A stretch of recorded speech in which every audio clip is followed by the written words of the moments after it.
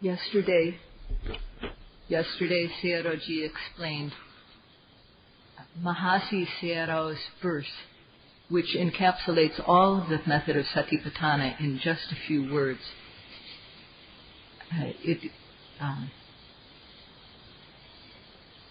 It's very pithy. When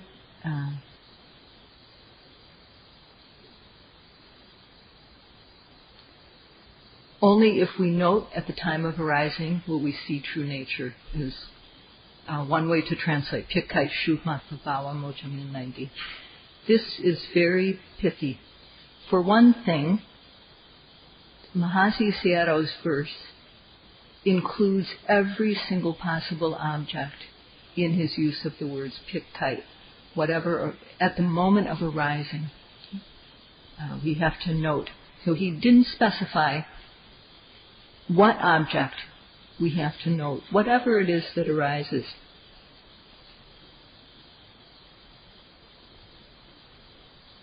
In order to know the true nature, we have to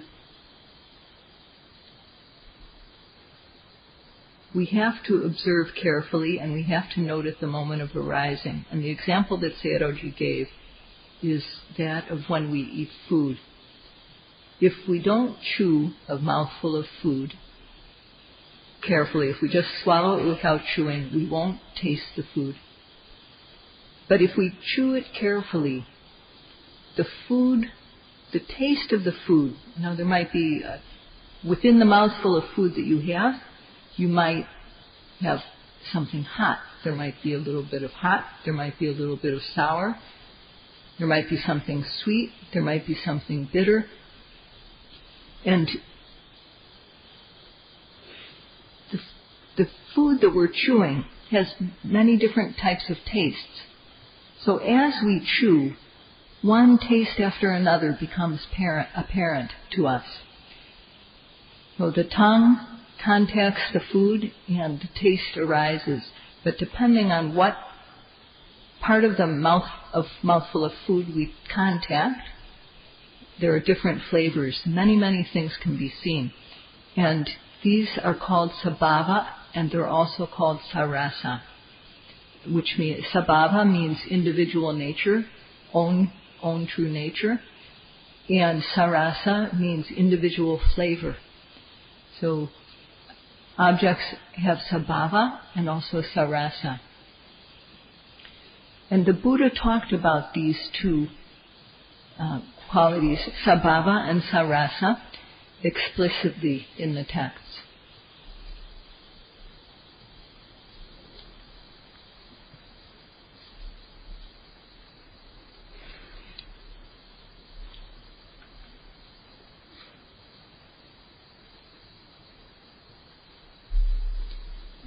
In these past few days, Sayadaw has been discussing Satipatthana, so that the yogis will understand the practice. And he's talked about rushing forward to reach the arising object as soon as it arises. Hustling, seizing and capturing the object. Hustling and not paying attention to one's environment, just going for the object. Now, some may think that this vocabulary is coarse or rough. Well, rushing forward, we can understand that. That's not too bad. But Sayadaw also used the example of the attitude that we need to have in practice is like the attitude we need to have when we face the enemy in battle. And some people think that expresses cruelty. And when we hustle to get the ball, possession of the ball, when we hustle to be mindful of the object, we can't consider anything around us, and pushing our way through to get to the object. That may seem like cruel and heartless behavior, but only if we practice like this will we be able to reach the object on time. So we can't be cool and casual. We have to go by a most direct way, and we have to rush. And only then will we catch the object when it occurs. So whatever arises, seeing, hearing, tasting, touching, smelling, thinking, if we don't apply this active effort, the object will be gone by the time we note it. And we cannot note a past object. If we try to observe something that is already gone, knowledge will not arise. The opposite will arise. We won't know, or will know incorrectly. When we don't have mindfulness, when we don't know, then doubt will arise, wavering will arise. And this will happen every time that we don't observe the object with awareness. Lack of clarity arises. Even though what we're trying to observe is ultimate reality, what is really happening. But still, because of our noting is not on time, lack of clarity arises. And this happens in layers based on our not knowing and knowing wrongly. Therefore, one has to be active, quick, and seize the chance when the object arises. Despite the fact that we have to be mentally very active, although we are healthy, we have to consider ourselves like invalids when we move about. When we get up, we have to get up very carefully. The way a person who has bad knees or a bad back might get up, if you get up too quickly, your knee might collapse. If you get up too quickly, your back might have a spasm. This is the way invalids behave because they have problems, and we should consider ourselves to be invalids when we move about. We should do every single action as slow as feasibly possible. When you move slowly, you'll be able to catch the mind and body as they arise. And this is something that the yogis must realize.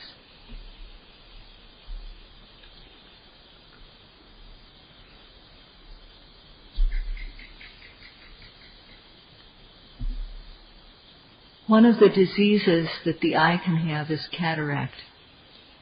Cataract covers the eye, and if it covers the eye a little bit, we'll see. If we have a little bit of a cataract, we'll be able to see something. But if the cataract covers the eye completely, or if it's very thick, we won't be able to see anything at all. Not knowing the true Dhamma is the quality known as avidya. It's either not knowing or knowing incorrectly. If we know incorrectly or don't know, we'll go the wrong way. It's like the cataract. So, if we let akusalas in, there are many bad results that will come, and this is very obvious in the world. The Buddha, on the other hand, is like an eye surgeon. He gave us the method for slowly treating the cataract of avidya. Slowly the cataract can be removed, and we come to see the Dhamma. There are many who have come to see the Dhamma through the Buddha's method.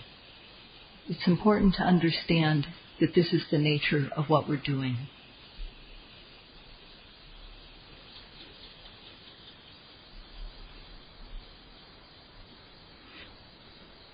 Mahasi Sayadaw said that if we note the moment of arising, we are sure to know true nature. So, when we know at the moment of seeing, when we know at the moment of hearing, when we can observe whatever physical action arises as it happens, we come to know in stages. We develop knowledge bit by bit. And in place of ignorance, unknowing, there's knowing. In place of darkness, there's light, and things become clear. If we don't know, if we don't look, we won't know. And an example of what happens when we don't look and therefore don't know. For example, if we don't look with mindfulness, we see a person. We don't see physical object, color and shape. We see a person. And from there we see, oh, it's a man. Oh, it's a woman. So, and we see the whole thing. Oh, and something, we see what we like. We see, from looking at the whole, we see something we like, and then we go from there, because we like what we see, and we're not noting seeing. We like what we see, and so then we look at the eyes. Oh, the eyes look good. Blue eyes, or brown eyes, oh, how nice. And the mouth and the nose, oh, how nice it would be to talk to this person. Oh, and every time we encounter one of these objects, as we look at the person in detail, kilesas are arising. So, just like rice is tasty when it's mixed up with curry, so are objects tasty when they're mixed up with kilesas. So we see what we like, and it develops into a lot of kilesas. If instead, when we are seeing, we see something we don't like, oh, that person's really fat, whatever it is, we see something we don't like, and then we just go from not liking the whole to, oh, look at those beady eyes, or look at those ears, oh, and just anger, dislike and anger arise with every single thing we see. Because at the moment of initial seeing, we were not aware of the fact of seeing. So, when we do this, we generate kilesas. From those kilesas, we commit akusala acts, and those acts bring results. Due to the bad results, we have regret. Our life becomes degraded, and this is a very bad situation, and it comes from not being able to be aware when we see something we like or dislike. That leads us to transgression. For the most part, beings in the world, out of 24 hours a day, there's just a few moments that beings have a clean mind. A mind, for example, with metta or satisfaction. It doesn't happen very often. Most of the time, if we don't practice, we're oppressed by lobha, dosa, and moha, greed, hatred, and delusion. These oppress us. And because they oppress us, we give in to them. Giving in to them, we commit ducharitas, misdeeds, and then both we and ourselves suffer. And we lose our good sense of well-being, and we lose our sense of physical well-being. And the Buddha explained the faults of not being aware when we encounter an object.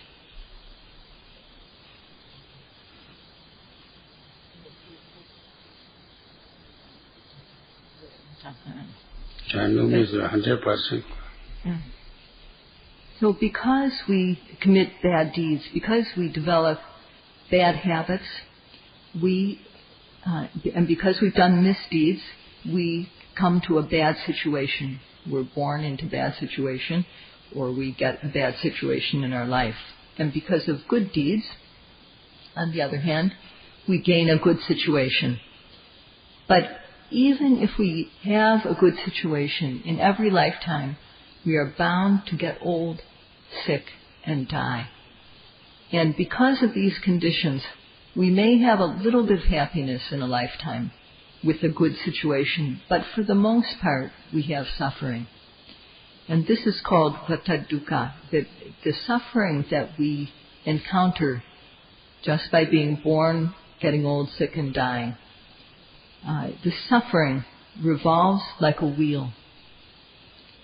And at the root of it is kilesas. Kilesas are at the root of 100% of our suffering, of human suffering. Kilesas, lobha, dosa, moha, and others.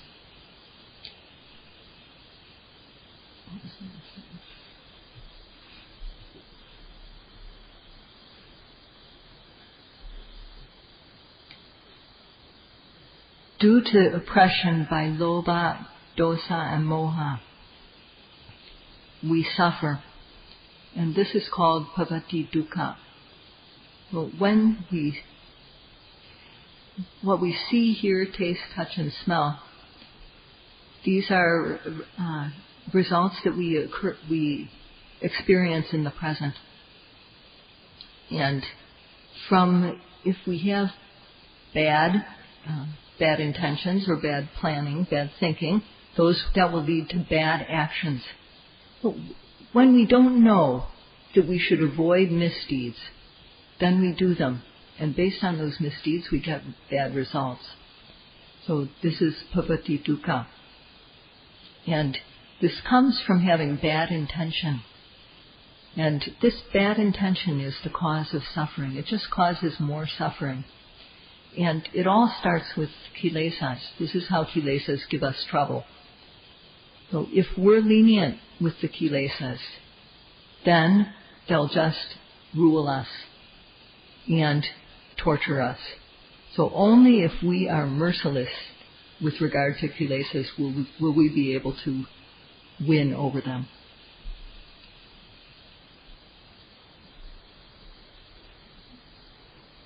In this regard, Sayadaw would like to talk about a question and answer, a question that was asked by King Milinda to Venerable Nagasena. He said that he heard that there are 5 components or 5 factors of what you might call temperature. Within the body it's hot and cold. And Venerable Nagasena explained what are these factors or components of this temperature, but we might just call it heat, teja. And the second factor is that the Venerable Nagasena said, O King, the second factor of teja is that it has no compassion, it has no mercy. And just so, a yogi who is seriously practicing should be free of compassion.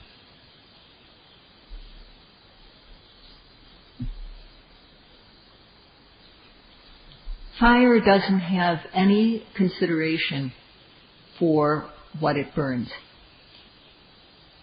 Whatever is in its path, it burns it up.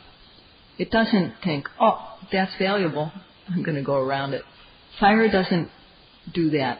It just burns up whatever is in its path.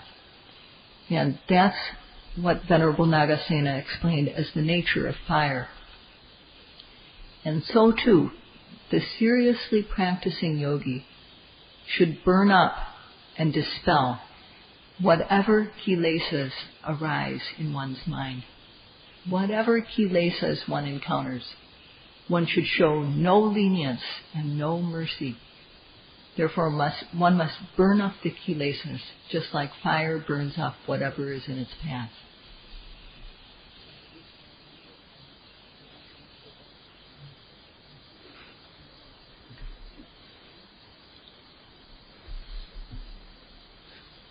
So within the whole body, which is our field of observation, ever new objects are arising, objects of mind and body. They arise due to causes. And as they arise within our field of observation, we need to rush to the object quickly, to reach the object and to seize it, to catch it in time. And for this, atapa, energy, effort, is very important. Atapa gives heat, and it also burns things up. It burns up the moisture of the kilesas, so that we don't become firewood for the kilesas. We need to have energy. First of all, the energy that we make to start the practice. At the beginning of the practice, we need initial energy to note the arising object as much as we can. More and more. And then, after initial effort, effort that goes up in stages, boosting effort. And third, the culminating effort to reach the goal. Well, effort is a quality that we can't reduce. We have to keep on increasing it. We have to take care all the time to apply energy. Any object that arises in our mind stream can be a field for kilesas. So we have to ask ourselves, do we have effort when an object arises? Can we get there on time? Are we trying to get there on time? As soon as the object arises, can we get to it and stay there? So ask yourself this. Well, in the word Satipatthana, the meaning of the prefix pa, as Sayadaw mentioned, it expresses exceedingly high quality sati that can repel the kilesas. And that can't happen without energy. We can't have any lenience for the kilesas. We have to be firm with them. And that's why Sayadaw used worldly examples that express this. So it may seem like he's used rough words or coarse examples, but one can't be soft with the kilesas because they will be hard on us. So there's no need to sympathize with kilesas. So if we think about when an object arises, why is it arising? What is this? How did it happen? Why am I experiencing this? Sometimes people like to think, and they place a value on conceptualizing and thinking. But if we do this, we won't be able to note the object in time. So for people who are thinkers, it's not going to be easy for them to overcome the kilesas.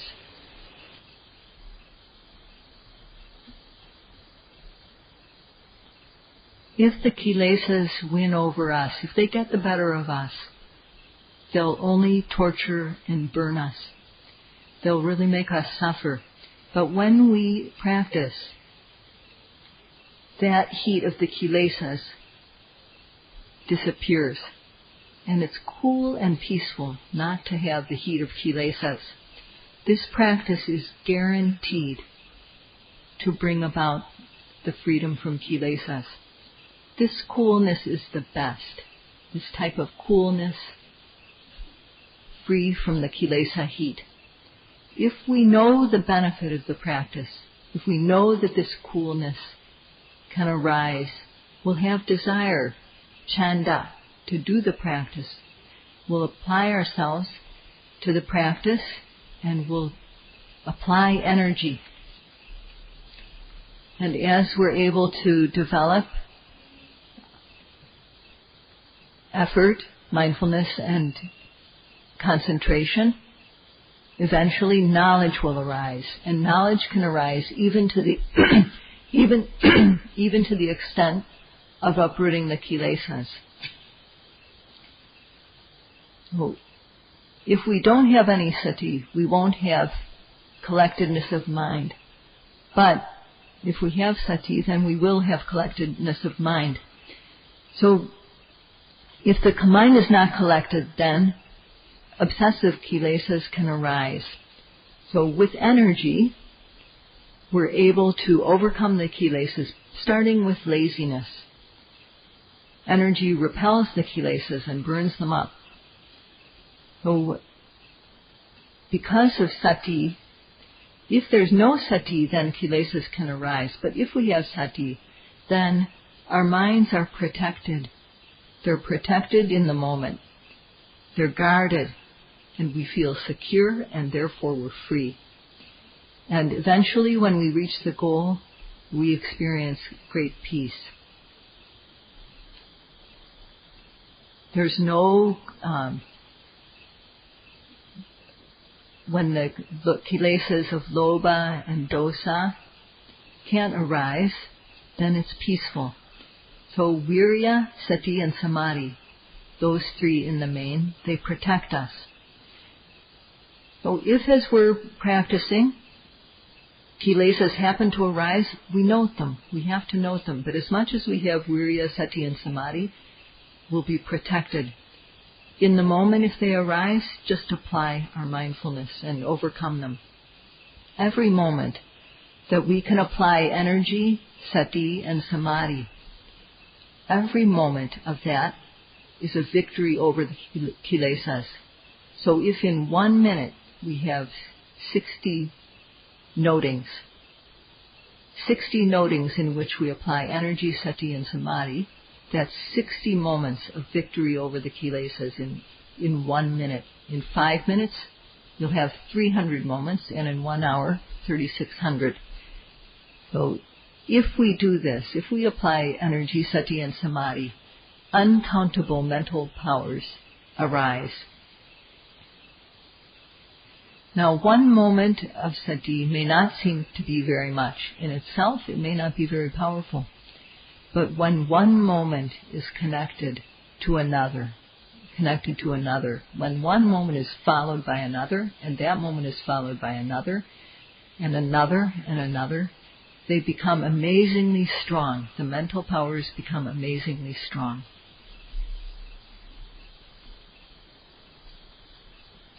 That's all for today.